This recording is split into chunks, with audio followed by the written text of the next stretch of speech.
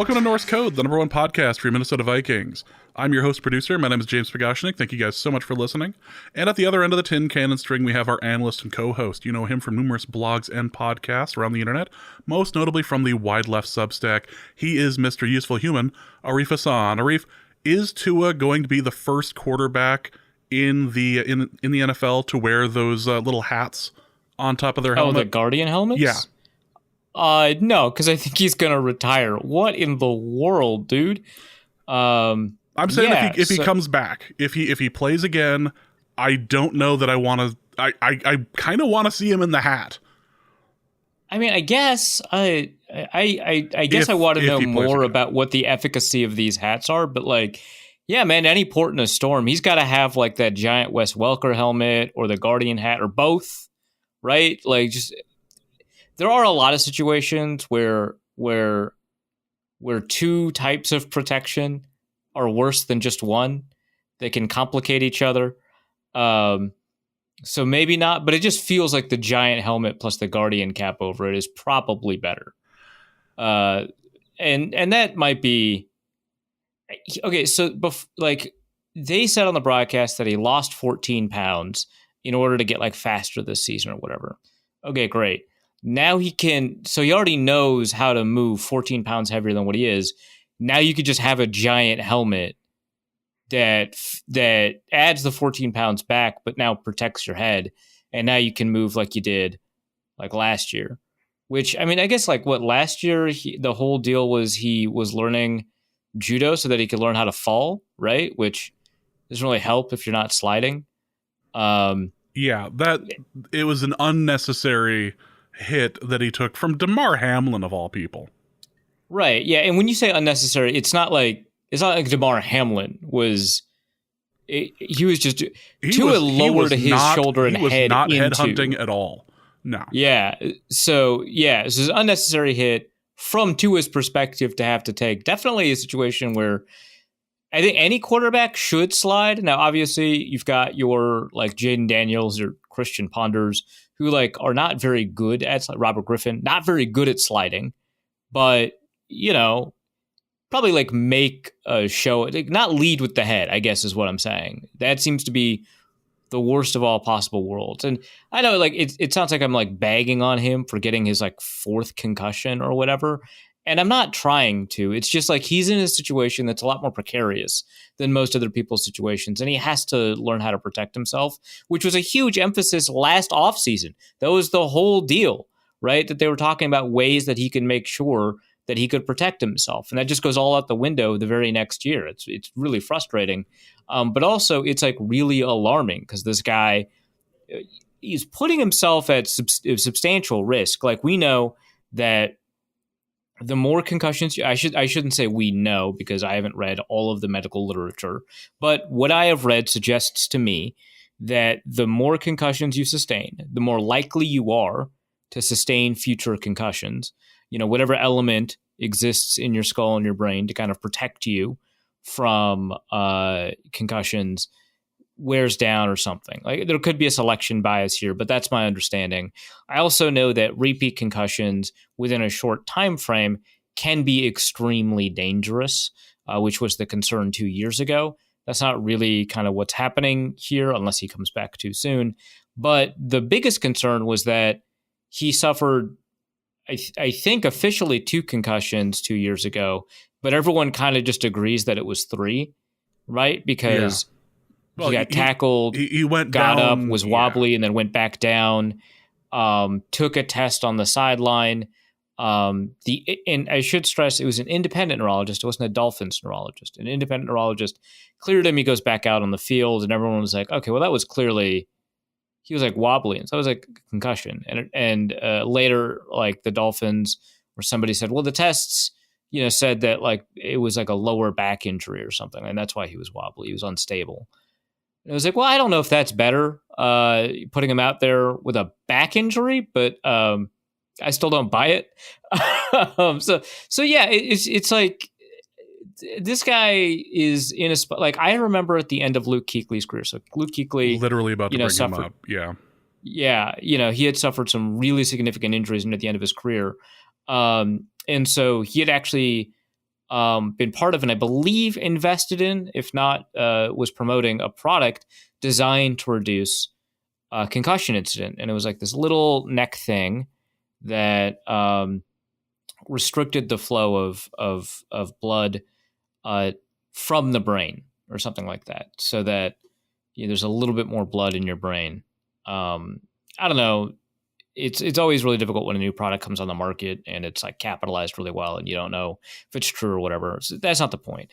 Near the end of his career, he was constantly crying without knowing why. Yeah, that.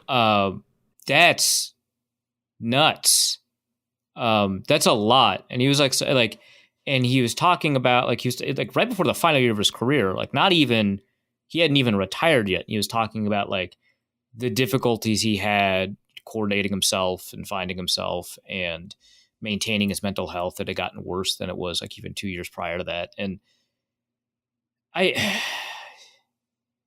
it's bad, man. And every player has a different concussion. I shouldn't say threshold. I should say every concussion incident is different in some way. So I always bring up this guy. I think it's Javid Best, the former running back for the Lions. He retired after 2 concussions that were fairly far apart. Once while he was in Cal, once when he was at Detroit. I believe in his second year at Detroit. I'm going off of really specious memory, so correct me if I'm wrong. But he retired right after that because it had gotten so bad. Those 2 concussions, and we should always recorded concussions. We don't know how many concussions didn't get recorded, but those 2 concussions were really, really bad and, caused intense migraines and stuff like that for him. And so he just had to retire from football. Other players seemed to suffer a number of concussions in, I wouldn't say a short span of time, but over a relatively limited amount of time, and don't seem to exhibit any symptoms from that after their 3rd or 4th recorded concussion. But you're always it's like a Russian roulette thing. You're always playing with fire with that sort of thing. So we're at the point now where it's a bit like watching Luke Kuechly's final year. And I remember seeing him get a real nasty concussion and watching him crying on the side, crying on the field. And he said he didn't remember, and not just the crying, any of that. Yeah, watching him get brought off of the field, and it was clear he had no clue what country he was in at that moment. It was just so hard to watch. I think we've reached that point with Tua. This is either figure out something that works for you or get off the field. And they just paid you a lot of money. A lot of money just got put down for betting on your future. And this is rough. Yeah, that was an unfortunate concussion. And obviously it's going to be dominating the news tomorrow, so we wanted to talk about it. But that's ugh. I don't think I ever want to see we never want to see a concussion. I never want to see one from him again. That yeah. That was, rough. Well, welcome to this episode of Norse Code. We hope you guys are all doing well. Hi. We're starting off on a bit of a down note, but it was important enough where we absolutely wanted to make sure we mentioned it. But welcome to this episode. Hope you guys are all doing well. We have a game to preview. We will be doing a 49ers preview with Evan Sowards. He's been on the show a number of times. Great guest. And we have the mailbag as well. But before we start, again, thanks for listening. If you enjoy the show and would like to help us financially, you can do so a couple different ways.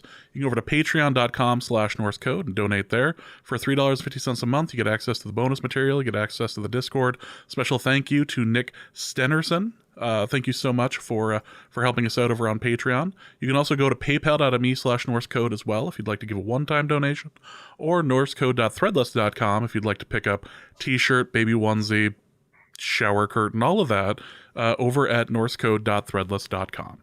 Well, let's get the interview started. This is an interview that Arif conducted earlier today with Evan Sowards. He is he's pretty famous in 49ers Twitter at the moment, and I say at the moment, he's been a presence in 49ers Twitter for a long time. Make it sound like he's like in the middle of some controversy or something. No, I mean, no. He's pretty well known in 49ers Twitter. Has been a 49ers personality for some time, and has been on the show a number of times. And we always like bringing him on. So here's the interview that Arif conducted earlier today. Hey, so I'm here with Evan Sowards, formerly of 49ers Hub, now just kind of a 49ers personality, I guess, on Twitter, on TikTok, evidently, I think, and about to sell some shirts, man. What's up? Well, yeah, I call myself like the uncle of 49ers Twitter at this point, I think. It's like been around for a long time, not seen some stuff. Right, yeah. Well, I mean, like, I don't know, the last couple of times I've talked to you, I think one thing that's annoyed me, which is I think is always a good way to introduce a guest, is to talk about the annoying things about them. You're like relentlessly optimistic about your team. It's very annoying. I don't like it. But also when we've talked, your team has been very good. And so it feels like it's borne out, but I think that's going to be kind of the lens which we talk about Brock Purdy. But before we do that, how are you, man? I'm doing good, man. I'm doing good. I have no idea, by the way, if this is recording, because my little dial tone, little heartbeat, like yours is going up and down every time you talk. Mine's a flat line. So if this doesn't record, that's on you. About it. No, yeah. Well, my producer will yell at me. It's fine. We'll go. But we're live.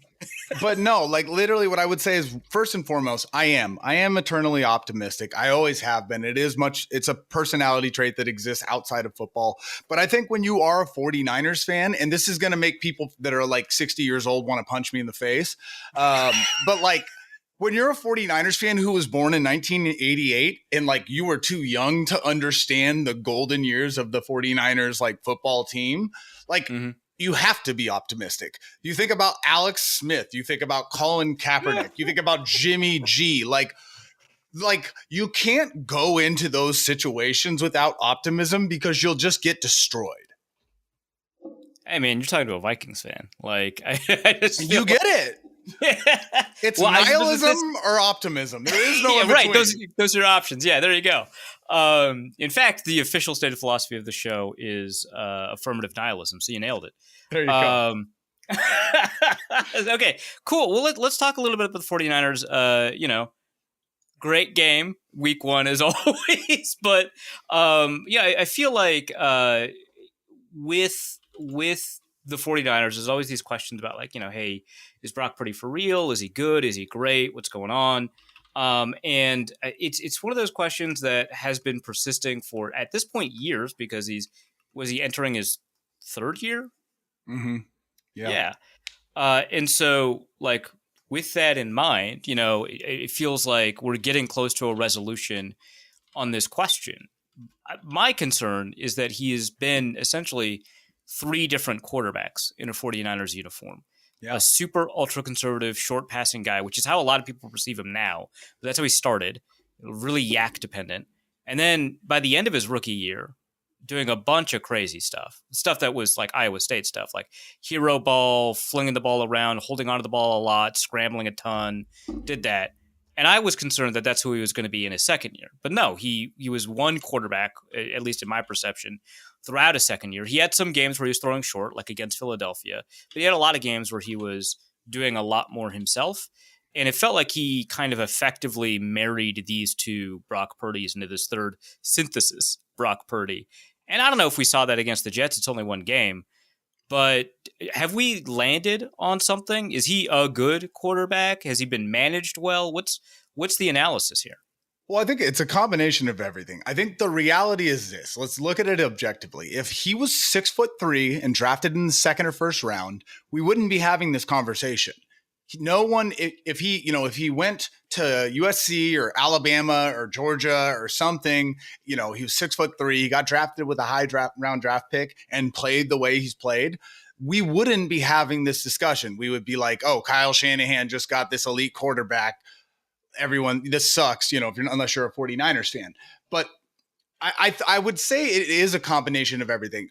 Shout out to JP Acosta, who most people know from the NFL Twitter. He's incredible. Elite Twitter account. Follow him if you haven't. But before Brock Purdy ever had a snap in the NFL, explained him to me as a guy that walks around playing football with Leonard Skinner, Freebird, at any given moment, ready to start playing.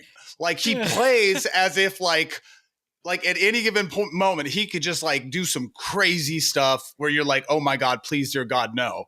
And I think he brought that internally with him to the NFL and to the 49ers. I think the scheme in itself has kind of, it is a very, very meticulous, very well planned out scheme, right? Like Kyle Shanahan knows what he's doing 700 plays in advance. So I think when you combine this like scrappy quarterback who's willing to make these throws, who's willing to take shots, who does have this like, people, it's almost like an insult at this point, but he's like, oh, he's really, he's cerebral. Like he can process things quickly, but he actually can. Like it's every, like, Steve Young talks about it all the time. Kurt Warner talks about it. Like Brock Purdy can process things very quickly. So like, as you start to amalgamate all these things together, you're like, okay, so he has these physical tools. He can process things quickly. He can make these throws. Kyle Shanahan is also not making him do a lot. And oh, by the way, he's got Deebo Samuel, Brandon Ayuk, George Kittle, Christian McCaffrey, and now Jordan Mason.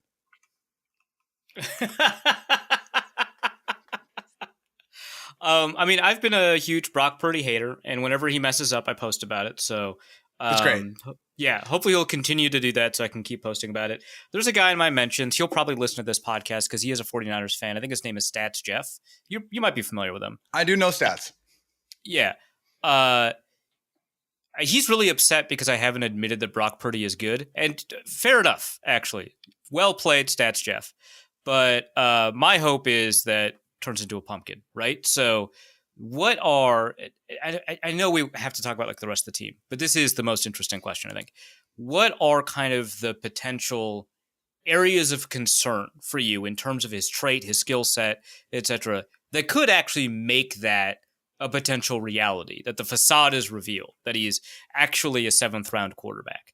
Well, let's look at what's most likely, right? In the grand scheme of the NFL. What's most likely would be that the 49ers roster, by way of paying him all the Joe Flacco phenomenon, right? They pay him all that money. They no longer have the cap space to just shell out money for all these elite players.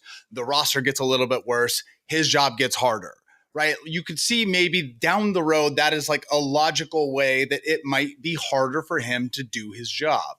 I think that is a way you could see him regress if it were to ever happen. I don't think you're going to see, you might be able to pull this out of your hat a little bit easier than I can, but who's the last quarterback that you saw play well and play efficient within a good set of circumstances that just regressed immensely and got bad? I think Colin Kaepernick comes to mind, which is, but I mean, I just don't see how that part happens. I don't see how Brock Purdy one day just shows up and starts I guess I don't want to ramble. We've seen it for a lot of quarterbacks. We've seen it for RG3. We've seen it for Carson Wentz. For a little bit, we thought we saw it with Jared Goff. Of course, after he was traded, he turned it around a little bit. But Jared Goff's a great example, though, right? Jared Goff is kind of the archetype, right? RG3, you have the injuries. Carson Wentz, who knows? I think it's also a little bit of the same thing when it comes to that with Jared Goff. It's like you see what can happen when you put a good situation in front of these quarterbacks.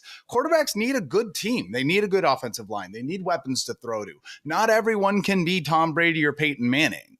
And so look at Jared Goff on the Lions. Look at him now, right? Look at Carson Wentz when he had the best offensive line in football, and look at him every day since then. And obviously Carson Wentz had injuries too. So Brock Purdy does have Trent Williams. Like Brock Purdy, yeah. He's got Trent Williams, and now he's got Dominic Pooney, the rookie guard. We've had. We'll talk about the offensive line in a second, but that is just one game of Dominic Pooney. A great game. It is one game. Yeah, you're expecting him to turn into a pumpkin too. I get it. I liked him a lot. I'm always careful with rookies. I liked him a lot coming out. I hear you. Well, yeah. Okay. So Brock Purdy is a product of a supporting cast. Great, good answer. Thank you. Let's talk a little bit about that supporting cast. One of the best in football, of course. You've got Deebo Samuel against all odds, Brandon Ayuk. Against some odds, Trent Williams. Kyle Juszczyk, of course. Potentially Christian McCaffrey. We'll see. I am skeptical of him playing. The way he answered questions, from what I could tell, sounds like he's not playing. Like, I know he said that he's preparing as if he's going to play, but the way that you say that sometimes, like, oh, you got to act as if you're prepared to play every week. It's like, well, you wouldn't say that if you were really confident. Well, you also have to remember, too, Christian McCaffrey, for the listeners who might not know this, he's like so beyond just very talented. Him and his family, his dad, all the above, like they take their health and recovery insanely serious. Like Christian McCaffrey's like recovery program is so much more meticulous and serious than probably 90% of NFL players. So like if Christian McCaffrey is saying, hey, you know, who knows? It is kind of worrisome for sure.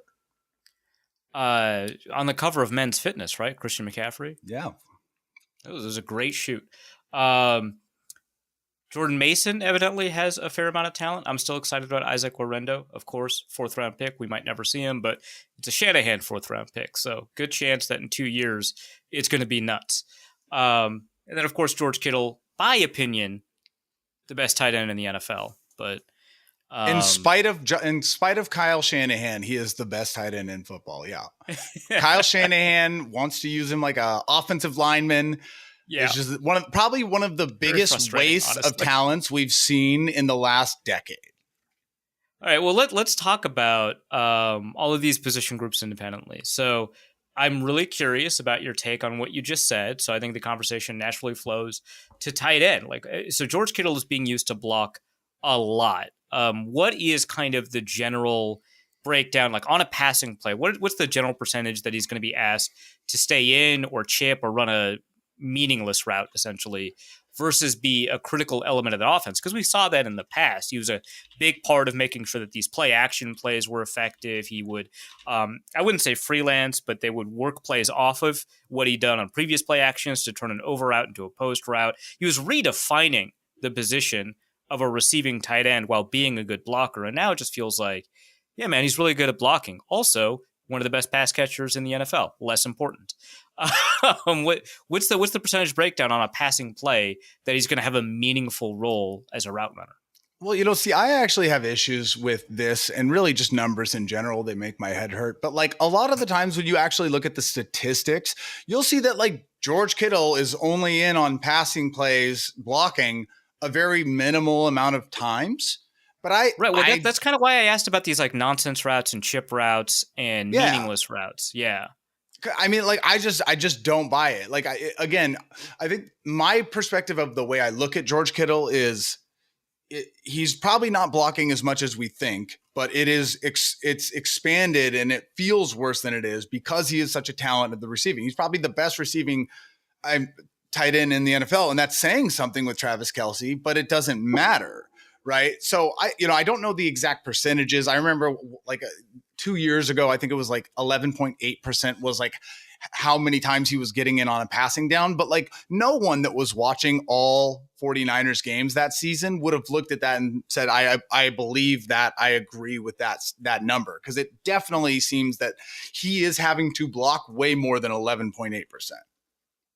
Yeah, I mean, one of the things about these statistics is that they'll count any chip blocks or any block and release or anything like that effectively takes a tight end out of the play as a route run.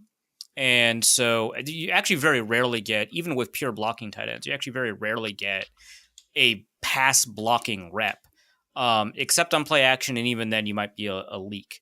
And so it is kind of difficult to assess a tight end's centrality in a passing game, as it were, when they have that kind of role. But there are other tight ends on the roster: Jake Tongues, Eric Sauber. Are there? Yeah. Like Eric Sauber is supposed to be the 49ers number 2 tight end, and they were literally using him like they were like cutting players and signing players and using him as like a way to move people in and out of the that's no good. Practice that's not squad. A great sign. Literally like 3 days before the first game. It's like, the number, like, and that's my issue. I think that's 49ers fans' issue in general. It's like George Kittle is this like Ferrari of a tight end, and we have like a 1998 Toyota Camry next to him at all times. It's reliable, sure, maybe, but like, you know, it would be nice to have a little bit of like balance. Okay, well, let's talk about the fake tight end, Kyle Juszczyk.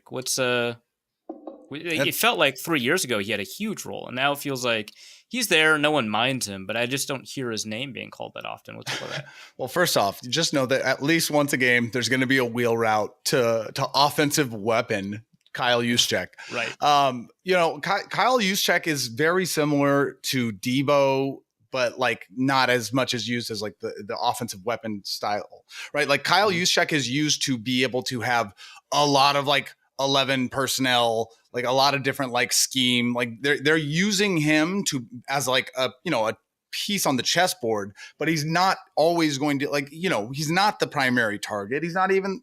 That's not the point of him. The point of him is to basically have the defense account for more than just your normal set of offensive weapons, so that Kyle knows that we're trying to get man to man as much as possible, or we're trying to get like more people on the right side, more people on the left, etc. Like that's how he's used. And in the same way, like people fear Debo Samuel because of like all of the things that he can do. It's just, you know, Kyle Juszczyk is just a bigger, slower, you know, fullback that is similar to that. I mean, it sounds like that's like central to the offensive philosophy of Kyle Shanahan. I know that, you know, McVay has mentioned it, LaFleur has mentioned it, Kevin O'Connell here has mentioned it, about, the importance of these kinds of particular offensive weapons that can be deployed in a lot of ways in service of a goal of running not a ton of plays out of a variety of different looks. And you can increase the number of looks you have when you've got players that can do multiple things, line up in the backfield, line up in the slot, line up in line, etc. Has that been modified or changed, or how is that kind of overall approach? They call it the illusion of complexity. It's very fancy. How has that approach kind of evolved over the years of the 49ers? And does it change with somebody like Brock Purdy at the helm? Well, I mean, I definitely think it's evolved in like, you know, similar to how Thanos was running around trying to find all the Infinity Stones. Like you could definitely see like the more they added to the arsenal, like, you know, Kyle obviously took over the team when it was like maybe the worst roster in the NFL ever. Shout out to Trent Baalke. And like, you know, as he got Debo, as he got Kittle, as he got Ayuk, they all played very different positions. They could all do different things. You know, Juszczyk was like the first person he signed because he knew that was like that Swiss Army knife he needed. And then now, you know, when he finally got the final Infinity Stone with Christian McCaffrey, you could definitely see that Kyle's like, okay, I can do whatever it is I want now. Obviously, Brock Purdy included. Like there was a lot of talk back in the day about how Jimmy G couldn't handle the entire offense because his inability to throw downfield. So it's evolved in terms of like the direction in which they're going to attack the field. Like anything past 10 yards throwing, like air yards, didn't exist with Jimmy. Like it was a very minimal. I think the world saw that plenty. I don't need to touch on that much. But now with Brock, you know, you can definitely see that like he can use Juice, he can use Debo on these like you can use Christian on these very like 3 to 5 yard situations, but he also has that downfield attack now where you can hit Ayuk or George Kittle or whoever it may be. So how would you talked a little bit about Christian, which we don't know, his availability for the game. So obviously Jordan Mason was productive as a runner.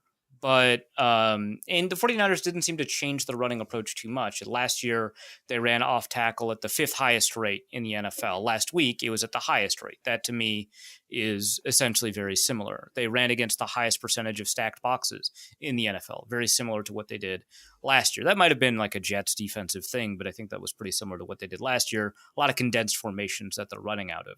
So the running seems, correct me if I'm wrong, the running seems to be pretty similar. Obviously, there's a passing component involved here. What are kind of the major offensive changes that occur as a result of having Jordan Mason in instead of Christian McCaffrey? Well, so first off, Jordan Mason is the second coming of Marshawn Lynch, as we all know. Of course. Right. No, but the one thing I do want to say is like there is, yes, Kyle Shanahan is known for getting running backs that are either undrafted, the 6th round, 7th round, whatever it may be, and they are very productive. Isaac Guerrero is a great example. He is spark profile, like one of the highest scoring, like athletic numbers, whatever. But like Jordan Mason from early on, like 49ers fans know, really was like, there was something about him. There was a little bit of a hype that came behind him. Like, no, this is like that exact type of running back that Kyle loves. And like, we always we wanted to see Jordan Mason over Eli Mitchell, right? We wanted to see Jordan Mason over like really anybody other than Christian McCaffrey.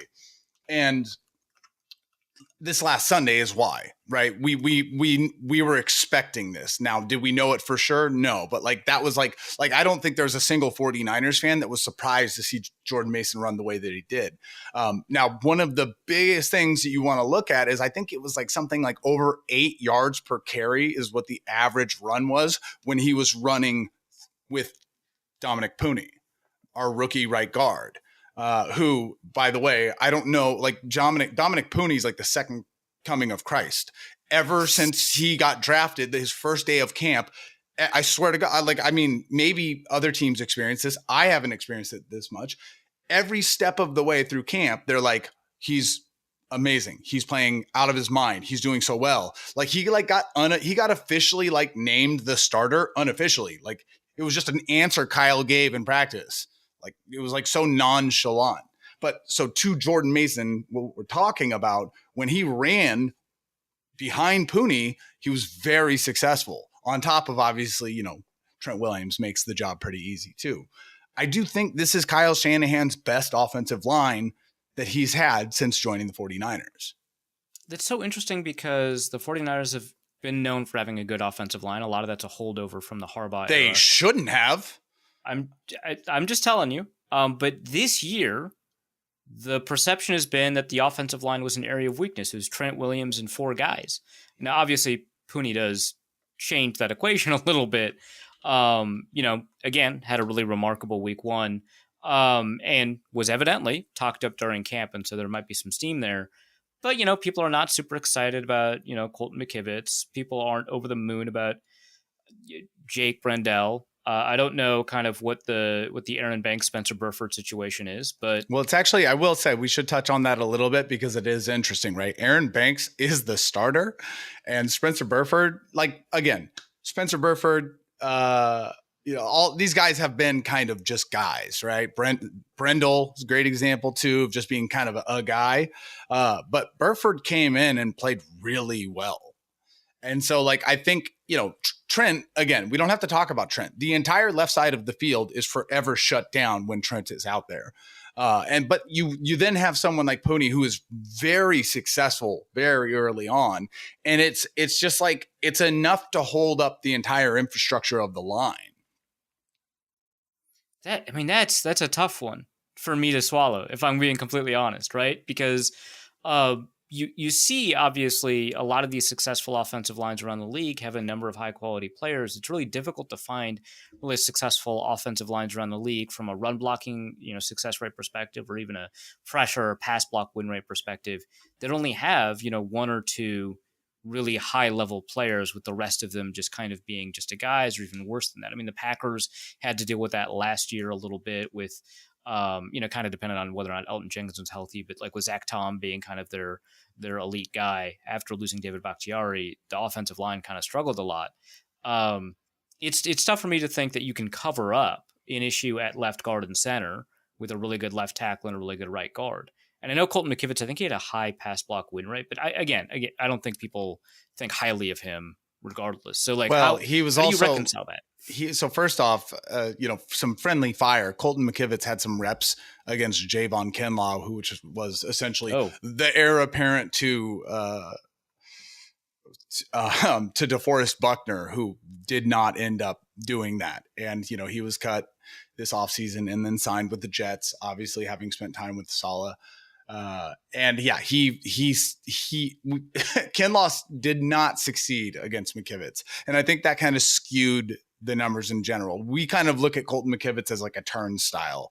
Like he is without a doubt the biggest weakness on the line. Seems like a nice guy, but every rep we're like, oh dear God, please, he's essentially one of the reasons they lost the Super Bowl last year. So how can a right guard solve that problem? You've got a right guard and a left tackle that you're very happy with, optimistic about, but I mean, if you can just create pressure off the edge, it feels like then the offensive line problems aren't solved. Well, yeah, again, I don't think it's something that is just repeatable, right? Like, I think this is a very weird situation. I would completely agree. Like the 49ers offensive line and how Kyle has essentially built this offensive line defies all logic. I think Kyle's zone blocking scheme is kind of a little bit different than most NFL teams approach blocking. I do think it is a specific type of offensive line play, right? Like throughout the years, they've always talked about how we're drafting offensive linemen that really fit the scheme. It's not necessarily about how are they rated, are they the number 1, number 2, number 3 rated offensive linemen? It's like, how are they, in relation to the scheme, zone blocking scheme that they'll need to do? But I mean, we'll have to see what happens against the Vikings. I'm actually curious about your thoughts on like the Vikings pass rush, because the best way to explain it is like whatever your expectations is for a right guard that's a rookie, like Pony 10 times more successful than anyone would have guessed. Like he had a perfect game. I mean, you're the non-biased party here. The Jets have a very solid defense. Is that fair? Yeah, I would say the defensive line took a pretty big step back heading into this offseason, something I had, transmitted as a concern of mine, but they still have like Quinnen Williams, right? Like that's not nothing. So, and not having Hassan Reddick has hurt them a little bit. Losing a couple of their edge rushers has hurt them a little bit. They're relying on people like Jermaine Johnson to do the majority of the work, whereas last year they didn't. At defensive tackle, I think that there's something to say about like having an elite guy like Quinnen Williams, but I don't know. The Jets have a good defense. It was just like much better last year. Man, you were just dogging Javon Kinlaw for like 3 minutes, man. Well, that's their starter. So yeah. I don't know. The Jets had a really great defensive line last year. Now I think it's more about their secondary that's really driving the Jets defense more than it is that defensive line. I also do need to say too, like chronically, consistently, if you look back, Kyle Shanahan, when he plays a former coach, almost always just beats the crap out of them. Like it is a very consistent thing. Like McVay, Kyle's always had kind of his card, other than obviously one of the biggest moments where we would have loved to have won the kind of an important one, yeah. Right, very much so. But like when he plays Matt LaFleur, when he plays Mike McDaniel, right? Like Kyle wins these games, and I think the Jets, a lot of that was still there too. Like Kyle he's so smart. And if you give him the I mean, again, we could talk about this. We're going to talk about this. But like Sam Darnold's screwed, man. He's in trouble. So you think because he spent a lot of time, in the quarterback room with, I assume Kyle Shanahan participates in the quarterback room. I don't know. He's a head coach. I guarantee you Kyle Shanahan knows more about every single tendency that Sam Darnold has ever had in his entire life than anybody, period. Like that's just how Kyle Shanahan is. This is what I mean about being kind of this like relentless optimist, man. Like Kyle Shanahan is not God. You gotta be kidding me. No, first off, he's great. You know more than most people. I am probably one of the biggest Kyle Shanahan critics on Twitter. I don't think anyone criticizes him more than me, other than like a handful of Grant people. Cohn. I wasn't going to say his name. But, like legitimately, like I am I'm hypercritical for a lot of different things and how he like handles growth of young players, like his decision-making with like, obviously George Kittle, like the way he treats the offensive scheme at times. Like I'm very critical of him, but when it comes to like old coaches and players, it's just that, I mean, it's the data's there. You can look back. Well, you said old coaches. What's the evidence against former quarterbacks? Well, there's not a whole lot of I see. I wouldn't say there's a whole lot there, right? But I'm just talking about former players in general. Like, again, it is going to be different, sure. But like, this is less about me. You tell me, how confident are you going into Sam Darnold's game against the 49ers, having him had such a great game? He played a really good week one game. I think Darnold's on his way to being a good quarterback. I think the 49ers are favored by 5.5 points for a reason. I think a lot of that has to do with just how talented the 49ers are. I don't think there's any special Kyle Shanahan magic about Sam Darnold that's going to necessarily be the dividing point in this game. And we've seen it before, right? We've seen coaches go up against former players. I mean, I think the most famous example, of course, is John Gruden against the Raiders in the Super Bowl. But we've seen coaches go up against former players and do quite a number on them because of that scouting report. I think we all remember the Hard Knocks bit. Do you know what I'm talking about?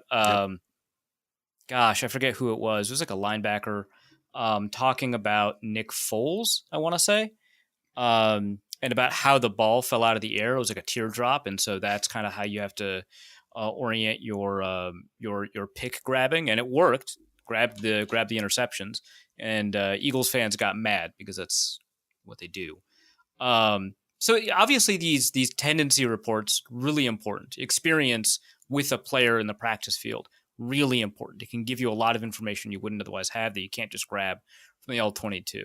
But you're making him sound like the puppet master, man. Like that's a lot. There's a lot going on with what you're talking about. I mean, but it isn't that it isn't that crazy to think about. Look at like the playoffs last year where Kyle came in, and now granted, the defensive coordinator for the 49ers last year did get fired, did get replaced. But Kyle came in and was stopping him and calling defensive plays in the moment because Kyle saw things that the defensive coordinator wasn't seeing. Like he is that involved in every aspect of these things. So I do think that he is going, I mean, it's not some crazy thing, right? Kyle got to watch Sam Darnold practice against one of the best defenses in the NFL all last year. I think he is going to know his tendencies, the right way to approach, like the passes he likes to make, things like that. Will it matter? We'll see. It sounds like it's going to matter a lot. Let's talk a little bit about this receiver group. A lot of fun. There was a ton of contract talk with Brandon Ayuk. Came down to the wire. What's his name? Pretty Ricky got owned. Yes, he did. Stick to notary, clown. But, I mean, this is a really, really talented group that has the ability to win underneath and generate a ton of yak. That's what they're known for. But we've seen a fair number of deep passing plays where they get open. They're really quick and agile, which means that they've got a little bit of an advantage when it comes to things like intermediate route running. Again, primarily known as a yak forward team. That's not really how the passing game has evolved over the last year. But it's something that they're really proud of their capability of doing. And of course, like we've mentioned, Deebo Samuel can line up at running back. You can move Brandon Ayuk around. What are kind of the strengths and weaknesses of this group? And weaknesses is going to be tough. This is one of the best receiving units in the league. But still, like, where are the areas where they struggle relative to kind of other receivers? I mean, I think especially with the decreasing amount of preseason games, the decreasing amount of like practices you've seen in the offseason, like I think every year we're starting to see the NFL teams are slow to get rolling, right? It's not till like week 2, week 3, week 4 where like the teams really, the league starts to really clear out. You see who's going to be the elite teams, who's going to have the most wins, things like that. In this situation, I think, you look at Brandon Ayuk was not practicing for a very long time. He was obviously, in a contract dispute for a very long time. It showed. Right. He dropped that pass in the end zone, which lost me my fantasy game, which, am I upset? Yes. Will I get over it? Maybe. But like, that is kind of like what we're expecting right now. You have this incredibly talented group of receivers.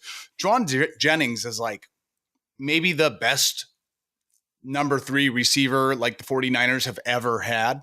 He's, I think, one of the most underrated receivers in the NFL currently. Like you see, like if you watch week 1 against the Jets, you would have thinking he was a primary receiver, right? He was getting as many looks as Deebo. He was catching passes all over the field. That's your number 3 receiver, right? You have obviously Kyle Juszczyk can catch passes. You have George Kittle, who is this elite, even though he's never used that way, he's an elite receiving tight end. So when you have all of those toys, you allow the Debos of the world and the Brandon Ayuks of the world and Juwan Jennings of the world to like really just do their thing. Brandon Ayuk is used more like a traditional receiver, right? Like he's running the receiving route trees. He is used the way that we're all like kind of comfortable seeing a receiver be used. Debo, I think Kyle's trying to kill him every single game. He's like running him constantly, like QB power, almost like just running him right into like the lines. He's using him on tosses. Debo he uses all over the place, but Debo is still an elite receiver, right? Like he is that guy that can go catch the ball 20 yards downfield and then break 3 tackles and score, right? Like anytime Debo Samuel gets the ball in his hands, there is a potential to score. So how they use, I guess the receiving core in general is really unique, having all the different approaches that they have. But it's going to be interesting. Like a lot of the things that we're looking at early on, like we drafted a receiver in the first round pick, with our first round pick, and he got shot. Now, thankfully, he's completely fine. And it looks like he was saying he thought he could play week 1. But like eventually he's going to be healthy and come back, right? You have, say, Jacob Cowing, who they drafted this year. Are you familiar with Jacob? Did you do any like pre-draft work? Yeah, he was at the Senior Bowl. Super quick little guy, Arizona, I think, primarily considered a return guy, if I remember correctly. Yeah, kind of. But like, he was like an underneath yak guy in college. Yeah, he says that he wants to kind of like use his skills in the same way that Tyler Lockett does. But he had an incredible camp. Now, if you notice with Kyle Shanahan, like these rookie receivers never. I mean, Brandon Ayuk's one of the best receivers in the NFL, and he was in the doghouse for like the first year and a half. Like, I don't think at the beginning of the season you'll see any Jacob Cowing or you'll see any Ricky Purcell or anything like that. But like, they have this wealth of weapons. It's just a matter of how can they use them. So when you take a look, I mean, like I did want to ask about kind of this depth. So you talked a little bit about Jacob Cowing, who we may not see a ton. We've got, super athlete, NFL vagabond, Chris Conley. This is like his 5th team or something like that. Super big Star Wars fan, by the way, Chris Conley. But super athlete Chris Conley. You've got Ronnie Bell, who I need to make sure I never confuse with David Bell, the Browns receiver. Are those guys, are they special teams only? Do they move the needle for you if, Debo Samuel gets injured again and one of them has to step up? Is it going to be Cowing? Is it going to be one of those two? How do you feel about that? Or do they just shift to, because they've got so many different types of players, they just shift to like 12 personnel? They're like, we don't need that third receiver, honestly.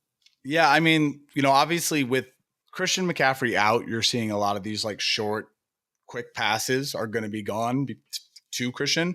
So I do think that you might see a lot more Debo being used in like short manners, like whether it's a pitch or whether it's quick passes. I think, Ronnie Bell, we were kind of expecting to get cut. It was kind of a surprise that he didn't, but he is very much used as a special teams guy. He has been used to return some kicks, but obviously now with the new rule change, that's kind of been, it's a different approach. Chris Conley is probably exactly how you explained him, but he is really good for kind of like where he is on the depth chart. Like Kyle finds ways to use the players that you would think would never touch the ball. Again, Juwan Jennings is a great example of that. He is the third receiver.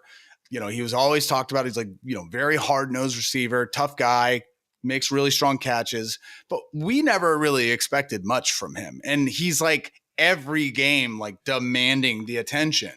And so Kyle's always going to find unique ways to get these players the ball. And it's almost never going to be who you want to get the ball, right? Like personally speaking, I have zero interest in running Debo. I have zero interest whatsoever in not like. It sounds like Debo has zero interest in running Debo. I mean, I get it, dude. Like it looks like he's taking massive hits. I wish that they would use George Kittle the way, like give him the attention that they give Debo. not in the same ways. I don't need George Kittle running the ball, but like George Kittle, to me, every time he touches the ball is breaking 3 tackles. Yet we're not giving him 10, 11, 12 targets a game. So, Kyle's going to do his Kyle thing. All right. Well, I think that gives us a lot of context for the offense. The offense, I think, is generally a little bit more interesting for the 49ers than the defense because there's so many more questions about how those things happen. But the 49ers defense historically has been excellent. They have shuffled through a couple of defensive coordinators, whether through firing or through getting a head coaching job, 2 completely opposite paths, I suppose. I don't know that much about Nick Sorensen. So I don't know anything about him as a defensive coordinator. We've seen one game, so I can't tell you much about the scheme, but you've been keeping up with the 49ers. They have discussed the scheme. You've paid attention to what they've been doing. So at like a top level, what are the 49ers doing on defense? Is it any different than last year or, more importantly, 2 years ago? Well, I mean, like this, the 49ers are notorious for always wanting to keep the defensive scheme the same, right? Throughout the years, whether it was Saleh, whether it was D'Amico, even last year, they brought in Steve Wilks, and Steve Wilks is, has a completely different defensive scheme mindset. And one of the reasons he struggled so much is Steve came in and basically was told, run our defense. And it didn't work. So Nick Sorensen, the thing for him is some just question whether or not he would be too young, too inexperienced. Obviously, having not had kind of the wealth of experience that some of these other people have. But, Kyle's never had an issue with that, right? Like Robert Saleh gave him that shot. D'Amico Ryans coming in as like a former player, gave him that shot. So like Kyle's always willing to do that. I'm kind of curious whether or not how much of it is Sorensen, right? Obviously, there's not just him now. What is the former Chargers coach's name? Not Norv Turner, I assume. Brandon Staley. Brandon Staley, yeah. He never gets talked about, as you asked just now. But like we did hire Brandon Staley to come kind of be the adult in the room. Yeah, he's like a defensive assistant coach or something like that. Yeah, he's an assistant head coach, I assume, with priorities on the defense. Okay. Yeah, and the idea was Nick Sorensen might be a little green, so let's bring Brandon Staley in. So it was only one game, but like looking at the defense, Aaron Rodgers was cutting up that defense early on.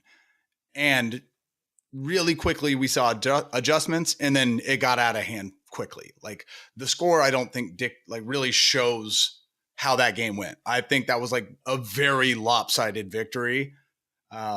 I could, that's my own personal opinion, but like, I think Sorensen, if it was him, did a really good job. It looks like they made adjustments.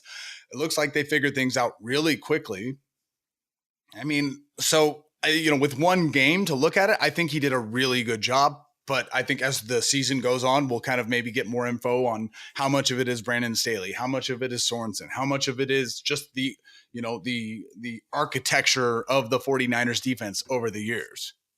I think one thing that people often mistake when someone comes in and consults, who's a former coordinator that consults or provides an advisory role or something like that to an offense or a defense, is that the defense will start taking on characteristics of that person's defense. So whether it's like Fangio consulting with the Eagles or, I think we had Mike Pettin consult on the Mike Zimmer defense, or in this case, Brandon Staley here. And, we've seen it kind of in a bunch of different places. Like we've seen it on the offensive side a fair amount as well. It seems like a lot of times, those people are brought in because they have a good understanding of how to game plan and how to design solutions, but they're not providing input on the playbook or what things to kind of do. So I don't think Brandon Staley is going to make them run a bunch of cover 6 with only 2 linebackers in the box, rushing just 4 all the time, right? Like I think that's pretty unlikely. Although they do pretty traditionally, they do just rush 4 as a whole. Do they do cover 6 on the back end? It kind of depends, right? We're limiting. Like I can only go so far with you on the scheme conversations. I am very dumb in so many ways. But like no, they have traditionally only rushed 4. That has been like one of like their like kind of backbone fundamentals of how they run their defense. All that other stuff, I don't know. You'll have to ask someone smarter than me. Well, let's talk a little bit about then kind of, because one of the reasons that you have the ability to kind of rush 4 is that generally speaking, the 49ers have had a pretty good pass rush. Now, it felt like last year it was kind of a one-man show in that regard. Obviously, Javon Hargrave helped a lot. He played very well. But it was like Nick Bosa and then a bunch of other guys, right? I didn't really think that there was a ton of help at edge rusher. You bring in Leonard Floyd. Literally, we had Clellan Ferrell last year, right? We had Chase Young, which was notoriously not working out that well. Last year was just like an island of misfit toys. Let's see who can we find anybody to put next to? It's almost a similar situation to George Kittle. We've been trying to figure out who can be next to Nick Bosa on the other side for so long, right? We drafted Drake Jackson with the first pick that we had the year that we traded our first for Trey Lance. That didn't work out, right? We drafted Javon Kinlaw in the inside. That didn't work out. This year, we brought in Leonard Floyd. We brought in Yatir Gross-Matos. Inside, they brought Malik Collins and Jordan Elliott. But it seems like it's going well. Leonard Floyd played pretty well. I mean, he seems to have evolved from a guy who was like really highly drafted, took a second to get online. People were excited about him, but ultimately in Chicago, it turned out to be maybe a bust is a strong word, but a first round disappointment. That happens from time to time, but he's become a super valuable rotational guy. Been with a bunch of teams, just coming off of Buffalo. I think he was with the Rams for a little bit. Like, it seems like he's been a pretty nice complementary piece to kind of add. Is that kind of the role that they expected of him when they signed him? Do they expect him to take on kind of a bigger role to take advantage of kind of what Nick Bosa can do? What are the kind of the perceptions of what he's able to do with that defense? I mean, really, I think the entire approach has just been, we know that Nick Bosa is going to dominate, right? It is a weird situation that we find ourselves in. Like, Nick Bosa seems to be on par as far as talent. And he's dominant, and you see he gets the all the rushing, he all the percentages for pass rush. His numbers are always great, but it's starting to feel like he's not, for whatever reason, able to dominate in the same way that some of these other elite pass rushers like TJ Watt can. So I think they've been really recognizing that people are able to put a couple people on Nick Bosa, and Nick Bosa is still going to get all of his, rushes. Like, he's going to hurry the quarterback and things like that. And a lot of times he'll get sacks too, but they've found a way to minimize that as much as you can. He's still an elite defensive end. He's probably one of the best. I think they're just trying to figure out that right side. Now, Leonard Floyd is the attempt for that. I would say, if you look at the Jets game, seemed really well. Aaron Rodgers was in hell for 60 minutes. So it remains to be seen. But I think very much so that this game against the Vikings is going to be a very good indicator, because I think Sam Darnold is going to struggle a lot with the pass rush, and I think he's going to make a lot of mistakes. You're going to see some interceptions. Sam Darnold throw interceptions? Couldn't be. Yeah. Well, okay, we'll talk a little bit about that interior. A lot of Malik Collins, a lot of Jordan Elliott. Kind of surprised by that. But there's just not that many interior players. Was Kevin Givens out there? Well, you do have Javon Hargrave, who is very much so, was a big acquisition when we brought him in as a free agent from the Eagles, right? I think he's almost quietly underrated at this point, because he was maybe the most dominant interior defensive lineman the year he played with the Eagles, and he had a very good year with the 49ers. So he did. And he even made Javon Kinlaw look good from time to time, which is quite a feat. Right. Yeah. So I definitely think, I think the 49ers defense is probably, my instinct, without I don't want to ramble, but I think this is probably going to end up being, at the end of the year, the best 49ers defense that we've seen. It's a tall order, right? The 2019. Under the Kyle Shanahan years. Man. Under the Kyle Shanahan years. I think the Harbaugh defenses were extraordinary. So right, yeah. I do think they have they have the 2019 49ers defense, and then obviously the 2020, they have been able to kind of you've had that conversation of did Harbaugh have a better defense or did Kyle? But I mean, literally, like, this is very similar to the 49ers receiving cores and offensive weapons. Like, Kyle's really gotten all of the things that he's been trying to get for a very long time. I think the right defensive end is really the last kind of thing that we're trying to see. Like, you know, is that something that like they're going to be able to do? Now, Devondre Campbell is kind of like a linebacker that we're like, is he going to be able to handle the same? You know, it's hard to replace what Dre Greenlaw did, right? As he's out. Yeah. D. Winters, who has, by the way, a fantastic football name. D. Winters is great. It's like a second-year linebacker that we were expecting a lot of good things from, but he got injured in camp. And so for the first couple of games, especially while the team is kind of figuring things out, I do think necessarily like that'll be the things you have to worry about is like, you know, the linebacker outside of Fred Warner. You know, we'll have to see how, you know, can Malik Collins continue to play well. When it gets behind that, Robert Beal, Kevin Givens, those are kind of like your typical, like, they're playing better than we expect, probably because of the scheme and probably because of the talent around them. But Jordan Elliott has been a great signing. Yeah. Yeah, I mean, those a pretty good. I mean, it looks like his box score was whatever. It doesn't matter. What I saw was great.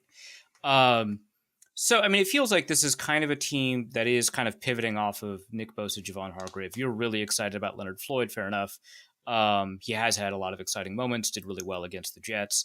But we did mention these linebackers for a second. Fred Warner, I think, I don't even know who's competing for best linebacker in the NFL. I think it's just him. It's gotten to the point where it's like almost so boring to say Fred Warner. So I think you're like, well, who else? But no, he's the best. He might be one of the, he is just so good. He's perfect. Would you take him, Navarro Bowman, or Patrick Willis? That's really hard to say because Patrick Willis in his prime was playing, I think, a different style than Fred Warner. But Fred Warner's style now is like perfect for the time that he's in. I think Fred Warner is as dominant as Patrick Willis was for his time. I don't think you could switch them and they're going to, I mean, maybe, I don't know, Patrick is so athletic. But I think they're a crazy athlete. Among linebackers who are over 225 pounds, because I think I had to exclude London Fletcher when I was making these calculations. He had like the best combine score of linebackers going all the way back to, was it 2005? Yeah. I mean, Bowman's a great example, though. And I think it's honestly, it's almost creepy how it is. Like Dre Greenlaw comes in and really does a lot of things that Fred Warner does. And you're like, wow, that's crazy that we've got both of them. And it was the same thing, right? Like, Patrick Willis was like this, like, is considered to be maybe the best linebacker in the NFL. And then all of a sudden Bowman comes in and you're like, is he better? And I don't think Dre Greenlaw's better by any means, but like, I think they just exist for their time. They're the perfect linebackers for the current way that the NFL is schemed and played, all that. I mean, I think that's really fair. So, I mean, okay. So like, what are the elements that you think make Fred Warner stand alone on this kind of this linebacker heap now that, we don't have any more? I mean, Bobby Wagner, I think, is still active, but let's be honest, right? We don't have people like Luke Kuechly and Bobby Wagner and just multiple linebackers playing at this really high dominant level. It seems to be just kind of him. What are the elements that stand out to you about his type of play that make him that kind of player? And you said that he wouldn't have fit in a previous scheme. I agree, but could you kind of it's not that he wouldn't have, what that means? I don't necessarily. I don't think that he would have played at the level that he's playing right now.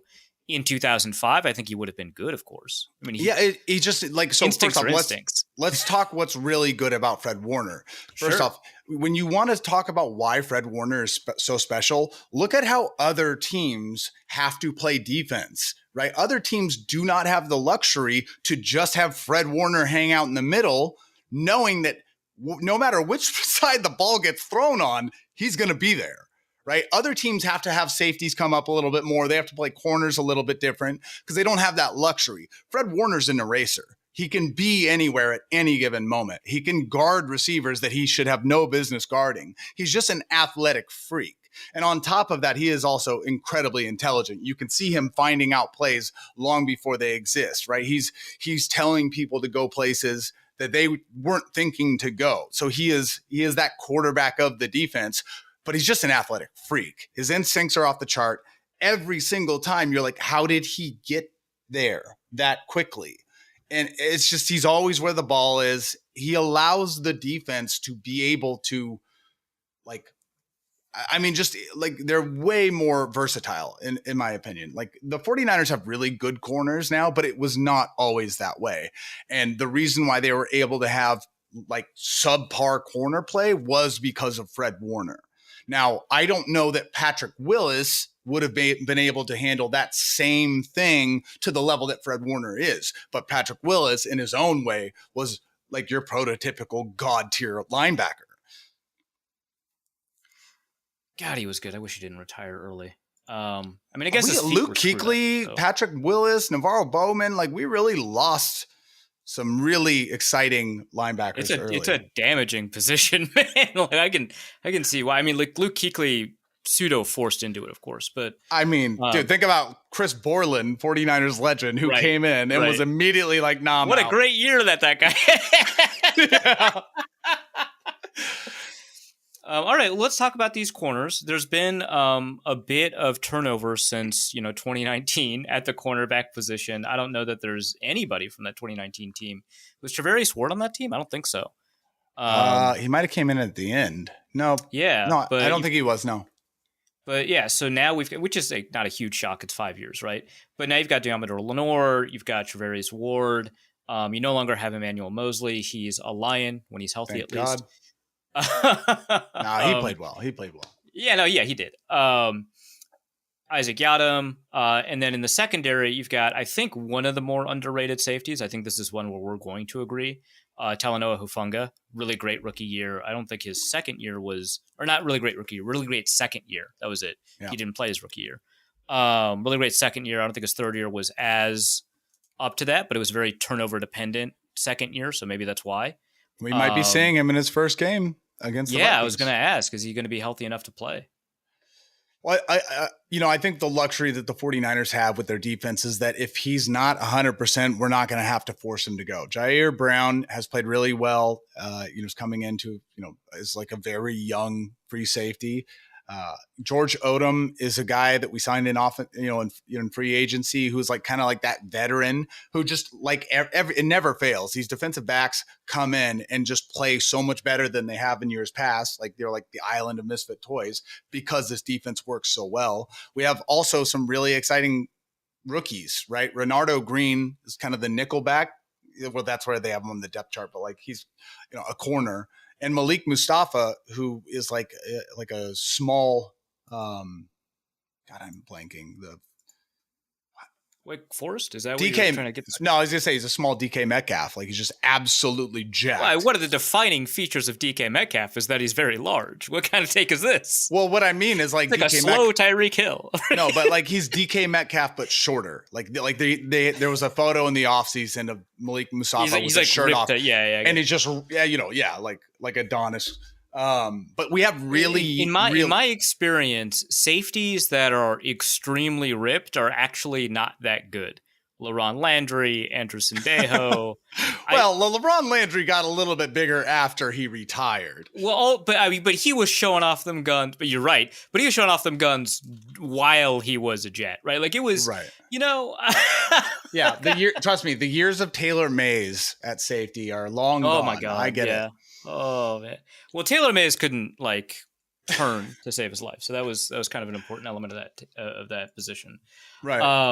No, I'm just giving you crap. But to your point though, like I think one of the most exciting things right now for the 49ers defense and for 49ers fans, we have been a fandom that has watched really good defensive backs and really good really good defensive ends and linebackers basically for the last 15 years. And for the first time in as long as I can remember, the cornerbacks, the defensive backs are kind of the best position group on the defense. right? Like Diomandre Lenore, like I'm a Duck fan. Obviously I'm biased, but like he has really come in and like just commanded that starting spot.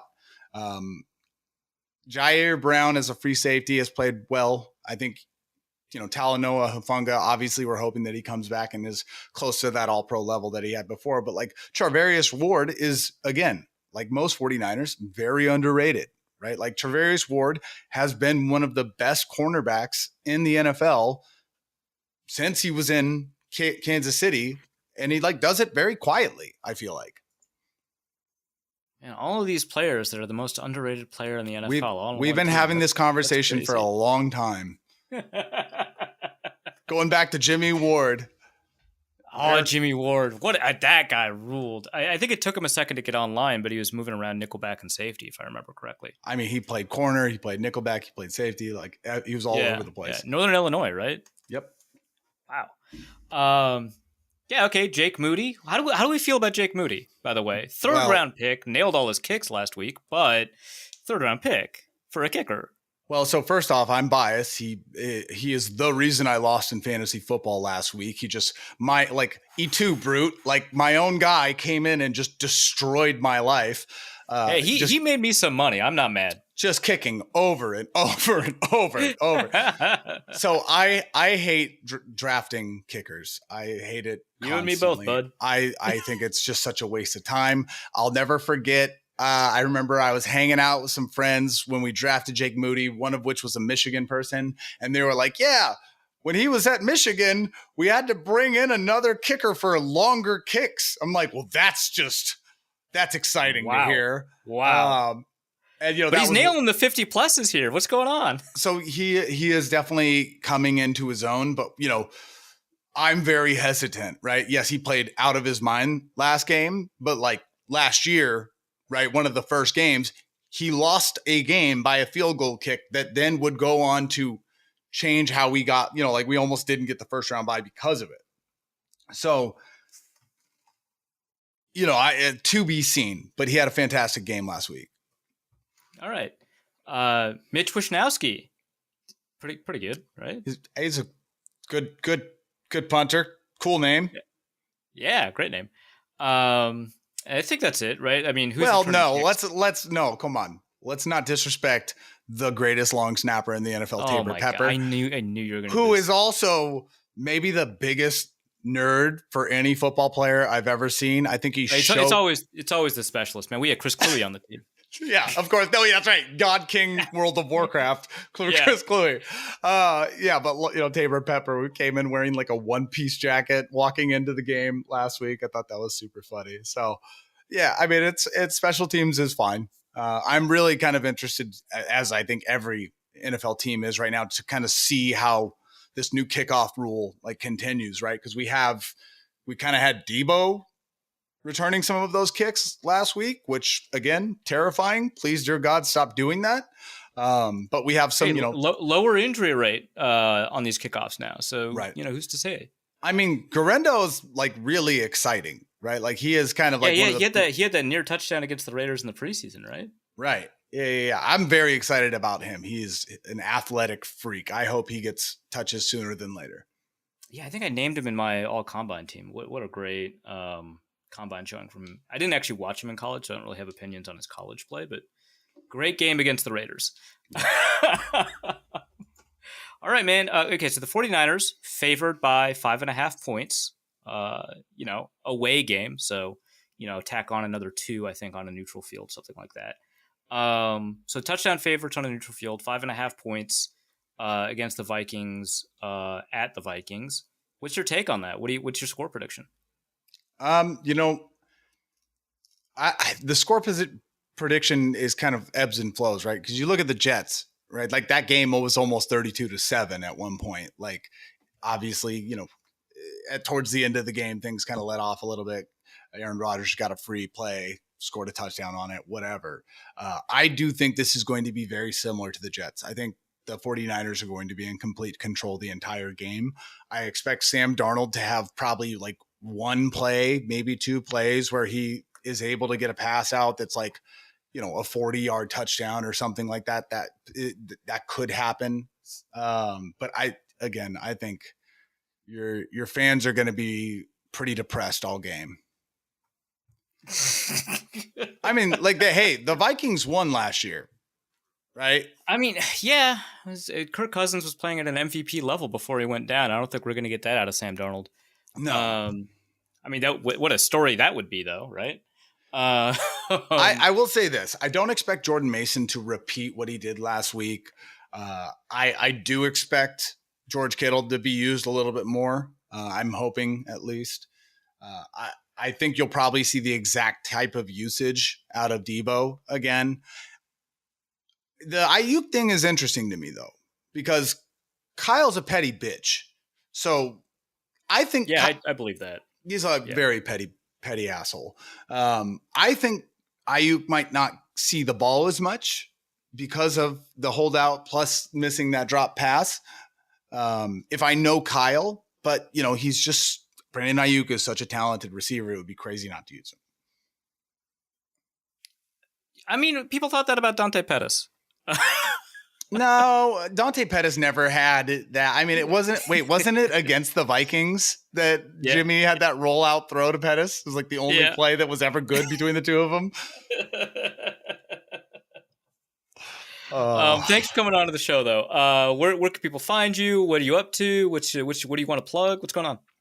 Hey man, Evan Sowards on Twitter. I want to plug your Substack. I cannot stress this enough. Come on, dude. I'm not just saying this. You are one of the only real writers still left on NFL Twitter. It is incredible. I am such a fan. I am so ADHD. I swear to God, I can't remember the last book I read. I don't like reading. I like getting all of my news on Twitter in timeline form. And your articles are the only almost the only articles at this point that I will consume by way of reading. So immense. You're incredible, man. I hope that you get to write for as long as you see fit. Appreciate that, man. Thank you. Sign up for Chinese app TikTok. That's where Evan works now. I work there, but I don't do I don't do content. I gotta say that I work at TikTok. But I don't make, if you go to my TikTok account, you're going to see videos of my dog. So that's all you're going to get in terms of content there. Follow me, Evan Sowards, on Twitter. I mean, don't actually follow me. I'm a miserable experience, I would imagine, on Midas parties. But yeah, man, thanks for having me on. All right, let's go to the mailbag. And the first question is from Raul, who asks, how exactly are the 49ers extending all of these superstars? Is this a Saints situation? Is this Armageddon 2026? I mean, I think a lot of it is that Brock Purdy doesn't cost anything, so that's going to help. And we discussed this a little bit, not a ton, a little bit in the interview with Evan, but it's not like particularly difficult because when you extend somebody like Trent Williams, who they just extended to get back on the field.